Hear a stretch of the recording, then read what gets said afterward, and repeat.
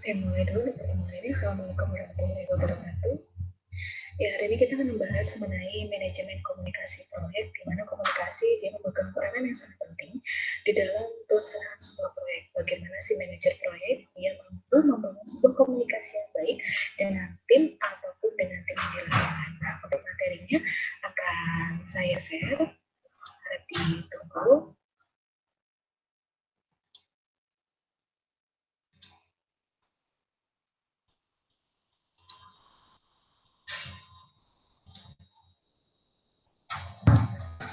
Oke, di sini manajemen komunikasi tujuannya adalah kita memahami proses-proses yang dilakukan dalam sebuah manajemen komunikasi. Kemudian yang kedua, mengerti manfaat melakukan manajemen komunikasi di dalam manajemen proyek teknologi informasi. Kemudian yang ketiga, juga memahami dokumen-dokumen apa saja yang diperlukan di dalam manajemen komunikasi proyek dan bagaimana cara membuat dokumen tersebut. Kemudian bagaimana pentingnya komunikasi yang baik. Ancaman terbesar dalam banyak proyek merupakan kegagalan untuk berkomunikasi. Kemudian budaya kita tidak menempatkan profesional sebagai komunikator yang baik. Penelitian menunjukkan bahwa profesional TI harus dapat berkomunikasi secara efektif untuk berhasil di posisi mereka. Kemudian yang keempat, bagaimana keterampilan lisan yang kuat adalah kunci dalam kemajuan karir bagi profesional TI. Oke, di sini poin kedua menyebutkan bahwa budaya kita tidak menempatkan profesional TI sebagai komunikator yang baik. Oke, silakan dijawab di kuliah online. Nanti saya sediakan manunya. Silakan kalian jawab. Apakah kalian setuju dengan pendapat bahwa profesional TI dia bukan sebagai komunikator yang baik? Jadi silakan dijawab dengan beserta penjelasannya di kuliah online. Itu untuk pertanyaan pertama. Untuk pertanyaan kedua nanti akan berada di tengah-tengah materi. Saya lanjut lagi. Di sini mengartikan bahwa komunikasi proyek dia adalah sebuah kompetensi yang harus dimiliki oleh seorang manajer proyek dengan tujuan utamanya adalah agar adanya jaminan bahwa semua informasi mengenai proyek akan sampai tepat pada waktunya, dibuat dengan tepat, dikumpulkan, dibagikan, disimpan, dan diatur dengan tepat pula. Jadinya memastikan bahwa informasi yang tersalur itu dia tidak informasi yang usang. Dikatakan ada yang mengatakan informasi usang. Jadinya informasi tersebut sudah tidak berlaku lagi dalam proyek tersebut. Jadinya manajer proyek harus mencegah yang namanya informasi yang sudah usang. Kemudian orang-orang teknologi informasi terkenal dengan memiliki kemampuan komunikasi yang rendah. Hampir sama dengan pertanyaan yang tadi nomor 1, setujukah Anda bila dikatakan bahwa orang-orang IT atau profesional TI dia bukan merupakan komunikasi yang baik? Nah, nanti silahkan dijawab ya untuk pertanyaan nomor 1. Kemudian tahapan di dalam manajemen komunikasi hampir sama dengan manajemen lainnya. Yang pertama ada perencanaan komunikasi, di mana kita menentukan informasi dan komunikasi kebutuhan para pemangku kepentingan. Misalkan manajer, kemudian direktur, ataupun para pemegang saham. Distribusi informasi tahapan yang kedua. Kita di sini membuat informasi yang diperlukan tersedia untuk para pemangku kepentingan proyek tepat pada waktunya. Hampir sama tadi ya, informasi jangan sampai dikatakan informasi yang usang. Kemudian pelaporan kinerja, pengumpulan dan penyebaran informasi kinerja termasuk di sini ada laporan, proses pengukuran dan bagaimana perencanaannya. Kemudian yang keempat, bagaimana kita mengolah stakeholder. Mengelola komunikasi untuk memenuhi kebutuhan dan harapan dari stakeholder proyek dan untuk menyelesaikan masalah. Jadinya bagaimana kita mengelola pihak-pihak yang terlibat dalam proyek dalam tim tersebut dan bagaimana kita mengelola komunikasinya untuk memenuhi kebutuhan para stakeholder dalam sebuah proyek.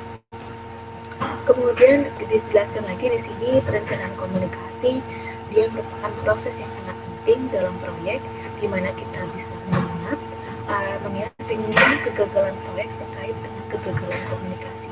Jadi dalam manajer proyek dia tidak dapat membangun komunikasi yang baik, itu dapat memicu terjadinya sebuah kegagalan dari proyek tersebut. Kemudian membuat analisis stakeholder untuk komunikasi proyek juga membantu dalam perencanaan komunikasi. Jadinya kita di sini harus bisa memilah stakeholder A itu informasi apa yang dibutuhkan, dan stakeholder B apa saja informasi yang dibutuhkan. Kita lihat ya, antara para pemegang saham dengan karyawan biasa, informasi yang diperlukan itu berbeda. Jadi bagaimana kita membuat analisis stakeholder untuk menentukan informasi apa saja yang harus disampaikan.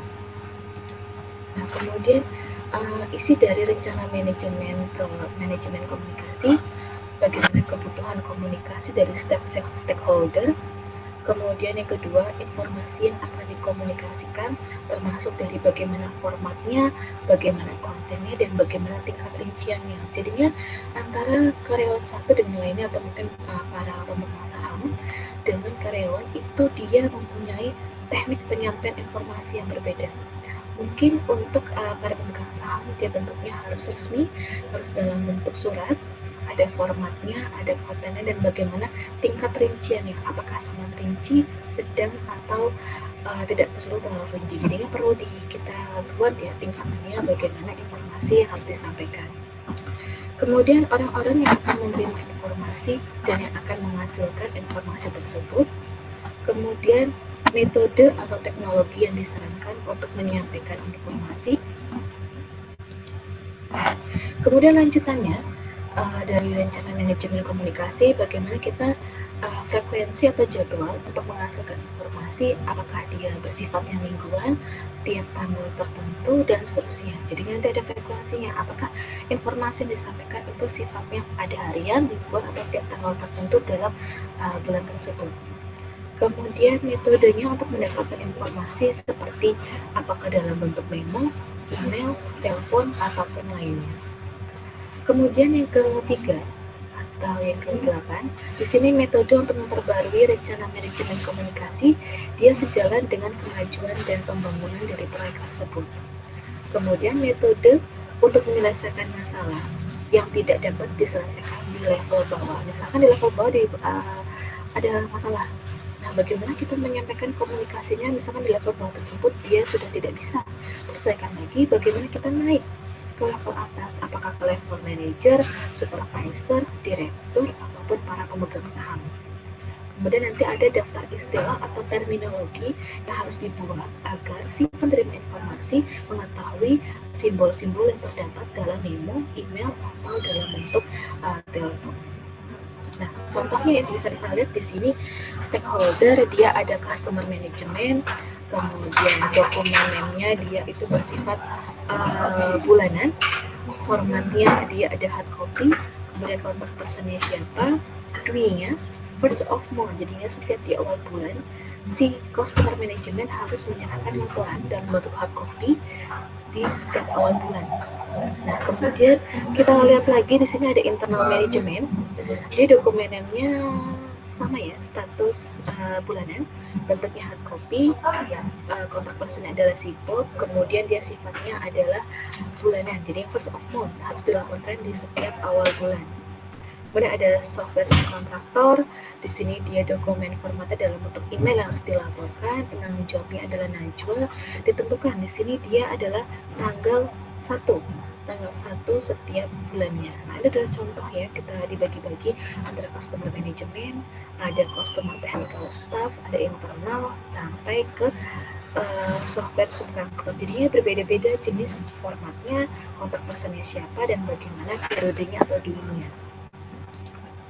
Nah, distribusi informasi, kita lihat di sini bagaimana mendapatkan informasi yang tepat untuk orang yang tepat, pada waktu yang tepat, dan dalam format berguna. Itu sama pentingnya dengan mengembangkan informasi. Jadi kita informasi harus tepat sasaran, baik orangnya ataupun waktunya, karena penting untuk mengembangkan informasi. Nah, pertimbangan penting termasuk di sini ada bagaimana kita menggunakan teknologi untuk meningkatkan distribusi informasi, bagaimana metode formal dan informalnya untuk mendistribusikan sebuah informasi. Kemudian isu penting di dalam distribusi informasi, kita lihat di sini bagaimana yang pertama adalah penggunaan teknologi tepat atau tidak, apakah nanti caranya formal atau informal dalam proses distribusi informasi, kemudian penanganan informasi yang sangat penting agar dapat didistribusikan dengan efektif dan tepat waktu. Kemudian bagaimana kita memilih media yang cocok untuk berkomunikasi, apakah melalui email, telepon, SMS, ataupun media chat lainnya.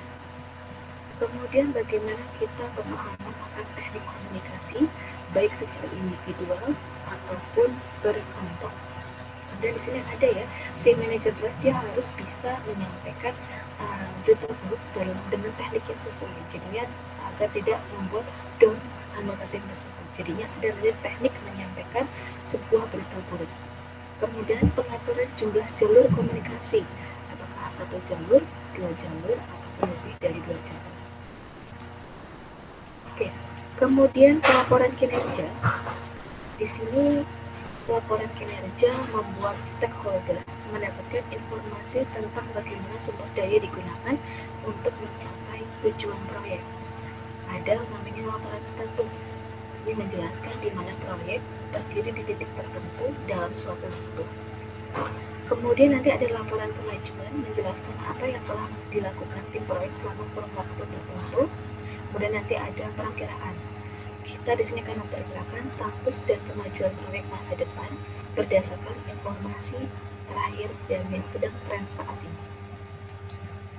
Nah, kemudian mengelola stakeholder ya, di sini manajer proyek dia harus memahami bekerja dengan berbagai pihak yang berkepentingan. Nah, di sini perlunya merancang suatu cara untuk mengidentifikasi dan menyelesaikan masalah. Nah, dua alat penting di dalam mengelola stakeholder ada yang namanya matrik manajemen harapan dengan catatan isu. Ada dua jadinya, matrik manajer harapan dengan catatan isu. Oke, kemudian saran dalam meningkatkan komunikasi, bagaimana kita mengelola konflik secara efektif, bagaimana kita mengembangkan keterampilan komunikasi yang lebih baik, bagaimana kita jalankan rapat secara efektif, jangan rapat terus-menerus karena nanti bisa menghambat kinerja atau proses yang sedang dilakukan oleh tim kita. Gunakan email secara efektif, gunakan tiket untuk komunikasi proyek dengan tujuan agar tidak terjadi miskomunikasi. Oke, penanganan konflik. Di sini ada 5. Yang pertama adalah konfrontasi. Bagaimana kita langsung menghadapi konflik dengan menggunakan pendekatan pemecahan masalah. Jadinya ini kita lakukan pendekatan terlebih dahulu. Kemudian ada kompromi. Gunakan pendekatan memberikan dan mengambil. Kemudian yang ketiga, memperlancar, menekankan bidang-bidang perbedaan dan menekankan juga bidang kesepakatan. Jadi ini dia lebih halus. Kemudian yang keempat, memaksa, pendekatan menang atau kalah. Jadinya ini tekniknya agak kasar. Kemudian ada penarikan, menarik dari ketidaksetujuan, aktual atau potensial.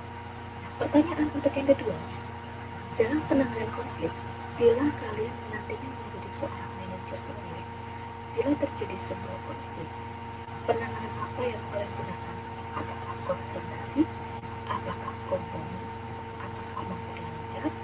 Ataukah memaksa? Atau penarikan? Jadi silakan kalian jawab penanganan tipe apa yang kalian pilih beserta alasan yang logis dan tepat. Jadinya tidak hanya saya memilih kompromi, tapi harus disertai dengan pendapat juga. Ya. Untuk pertanyaan nomor 2 itu, selanjutnya lagi, menjalankan rapat yang efektif. Nah, di sini ditekankan, apakah rapat tersebut dapat dihindari? Kemudian, apakah tujuan dan hasil diharapkan dari rapat tersebut? Kemudian menentukan siapa saja yang akan menghadiri rapat, memberikan agenda untuk peserta sebelum rapat agar tujuannya si peserta tersebut mengetahui apa saja tahapan dalam rapat tersebut, mempersiapkan materi dan bentuk visual dan mempersiapkan logistik lainnya. Jadinya lebih bagus kita menuliskan materi tidak hanya dalam berupa omongan, tapi juga dalam bentuk visual atau bantuan teknologi. Kemudian jalankan rapat secara profesional. Bagaimana kita membangun hubungan dalam dalam rapat tersebut agar tidak terjadi jurang pemisah antara si manajer dengan timnya. Oke. Sarannya dalam manajemen komunikasi proyek IT, yang pertama adalah gunakan keterampilan berkomunikasi, khususnya dalam menangani konflik. Jadinya dengan kita membangun sebuah komunikasi yang baik dalam menangani konflik yang terjadi dalam proyek tersebut. Selalu berusaha untuk mengembangkan keterampilan berkomunikasi, lakukan rapat dengan efektif, gunakan email secara efektif, dan gunakan template dalam komunikasi proyek, dan bangun infrastruktur dari sebuah komunikasi. Oke, rangkumannya. Tujuan dari manajemen komunikasi, dia adalah memastikan bahwa generasi, koleksi, sosialisasi, penyimpanan, dan disposisi informasi proyek yang tepat waktu dan sesuai. Intinya tidak terjadi penyampaian informasi yang sudah usang. Kemudian proses utama termasuk di sini ada perencanaan komunikasi, ada distribusi informasi, ada pelaporan kinerja, dan ada pengelolaan stakeholder. Oke, sudah cukup untuk materi manajemen komunikasi proyek. Tunggu sebentar. Ya, di sini kalian silakan menjawab pertanyaan yang sudah saya share melalui kuliah online ya. Waktunya itu 1 hari. Saya tunggu sampai nanti jam 1 siang. Harap menjawab 2 pertanyaan yang tadi saya sampaikan pada saat penjelasan materi. Oke, materi hari ini cukup sekian. Terima kasih. Wassalamualaikum warahmatullahi wabarakatuh.